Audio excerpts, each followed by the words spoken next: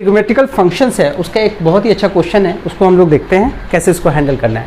सो ये क्वेश्चन है 1 plus cos pi by 8 plus into 1 plus cos 3 pi by 8 into 1 plus cos 5 pi by 8 into cos 1 plus cos 7 pi by 8 equals to 1 by 8 proof करना है। तो हम करेंगे क्या, यहाँ पे देखो पाई बाई 8 छोटा वाला एंगल है, 3 पाई बाई 8 बड़ा छोटा एंगल है, ये बड़े हैं कंपैरेटिवली।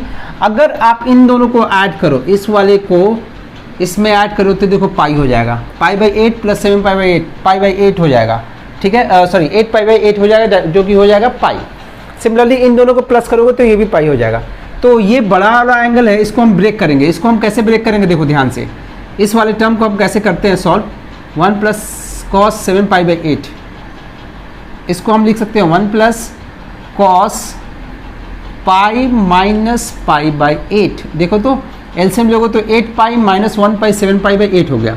अब आपको पता है कि कॉस पाई पे चेंज नहीं होता, कॉस पाई पे चेंज नहीं होता, इस एंगल का कुछ ज़्यादा रोल होता नहीं है। अब यहाँ से क्वाड्रेंट चेक कर लो दोनों से, इस पूरे से क्वाड्रेंट चेक कर, pi minus something is in second quadrant में कॉस क्या होता है नेगेटिव, तो यहाँ पे हो जाएगा माइनस साइन। तो यानी कि इसकी वैल्यू इतनी आ गई। सिमिलरली हम इसकी वैल्यू देख लेते हैं, 1 प्लस कॉस 5 पाई बाई 8, इसकी वैल्यू कैसे निकलती है, 1 प्लस इसको भी ब्रेक करेंगे, इस वाले को इसके टर्म में ब्रेक करेंगे, ठीक है, तो ये हो जाएगा पाई माइनस 3 पाई बाई 8। इस वाले एंगल को हमने इसके टर्म में ब्रेक किया था क्योंकि इन दोनों को प्लस करने पे पाई आ रहा था, इसलिए पाई पे ब्रेक किया था इसको। इसको हम इसके टर्म में ब्रेक करेंगे क्योंकि इन दोनों को ऐड करने पे पाई आ रहा है, ठीक है बच्चों, समझ में आया। अब यहाँ पे देखो क्या करोगे, ये 1 प्लस कॉस पाई पे चेंज होगा नहीं तो कॉस ही रहेगा, ये इसका कोई रोल नहीं होता है, ये एज इट इज आ गया एंगल। और क्वाड्रेंट चेक कर लो, पाई में से कुछ घटा हुआ कहाँ जाएगा, सेकंड क्वाड्रेंट में। सेकंड क्वाड्रेंट में कॉस क्या होता है नेगेटिव, तो इसको कर दिया हमने माइनस। सो इसकी वैल्यू आ गई ये। अब क्वेश्चन को सॉल्व करते हैं। क्वेश्चन को देखो कैसे हैंडल करेंगे। ये था हमारा question 1 plus cos pi by 8, 1 plus cos 3 pi by 8। इसकी जगह पे हम लिख सकते हैं 1 plus cos 1 minus cos 3 pi by 8, इस वाले की वजह पे। इसकी जगह पे हम क्या लिखते हैं 1, ये वाला 1 माइनस कॉस पाई बाई 8, क्योंकि इसको सॉल्व करके हमने ये निकाला था, इसको सॉल्व करके ये निकाली थी वैल्यू। अब क्या करेंगे, प्लस माइनस वाले को इकट्ठा कर देते हैं, इसको इस वाले टर्म को, इस वाले फैक्टर को और इस वाले फैक्टर को एक साथ रखते हैं, इसको और इसको एक साथ रख देते हैं, ठीक है। तो देखो क्या हुआ, ये 1 plus cos pi by 8 into 1 minus cos pi by 8,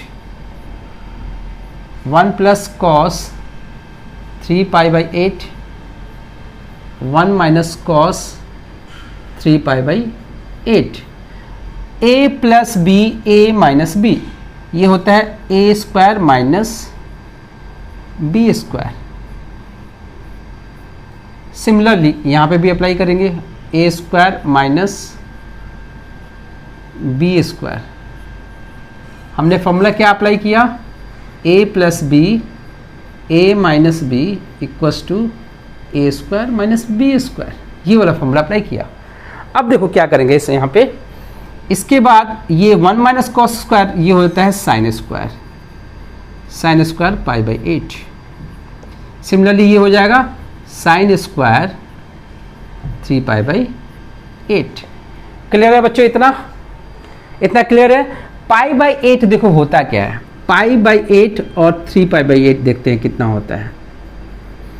पाई की वैल्यू 180 बाई 8, इसको डिवाइड करोगे तो नोन हमारा, हम कौन कौन से एंगल की वैल्यू जानते हैं, 0, 30, 45, 60 एंड 90।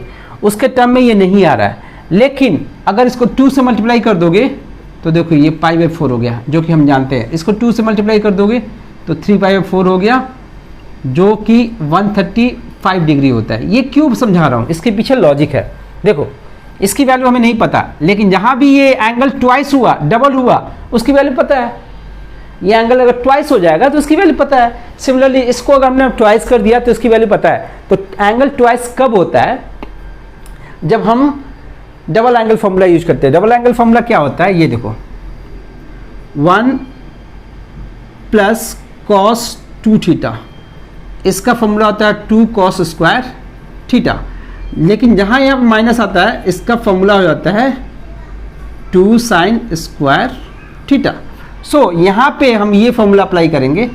यहाँ से 2 को इधर लाते हैं, इस वाले 2 को यहाँ पे ला दिया डिवाइड में, साइन स्क्वायर थीटा। देखो तो साइन स्क्वायर थीटा की वैल्यू क्या हो जाएगी डबल एंगल में, क्योंकि इस एंगल को हमें डबल करना था। डबल एंगल में जितना भी यहाँ पे एंगल है उसका ट्वाइस हो गया, डबल हो गया। तो हम यही फॉर्मूला यूज करेंगे। तो ये हो जाएगा हमारा 1 minus cos 2 theta pi by 8 upon 2 into, इसके लिए 1 minus cos 2 theta upon 2, 2 into 2 4 हो गया, 1/4। ये हो गया 1 माइनस कॉस, इससे इसको कट कराएंगे तो 4 हो जाएगा, पाई बाई 4। और ये हो गया 1 माइनस कॉस 3 पाई बाई 4। ये 2 और 4 8 कैंसिल आउट हो जाएगा तो 4 हो जाएगा। ठीक है बच्चों।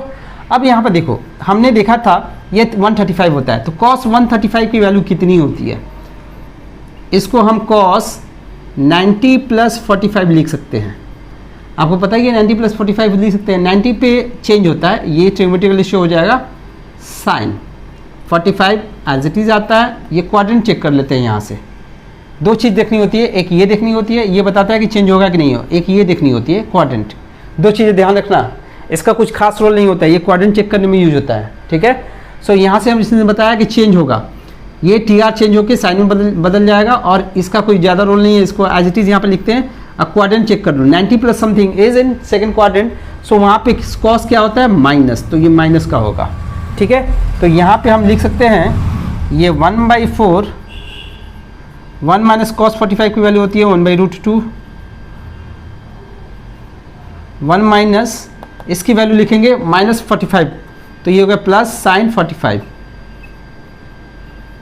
फर्दर ये हो गया 1/4, 1 माइनस 1/√2, 1 प्लस साइन 45 की वैल्यू होती है 1/√2। तो ये क्या हो गया 1/4, a minus B A plus B, a का स्क्वायर माइनस b का स्क्वायर, जो कि फर्दर हो जाएगा 1/4 इंटू 1 माइनस 1/2, 1/4, 1 में से 1/2 निकालेंगे तो 1/2 आ जाएगा, जो कि हो गया 1/8। ये हो गया हमारा सॉल्यूशन, हेंस प्रूव्ड।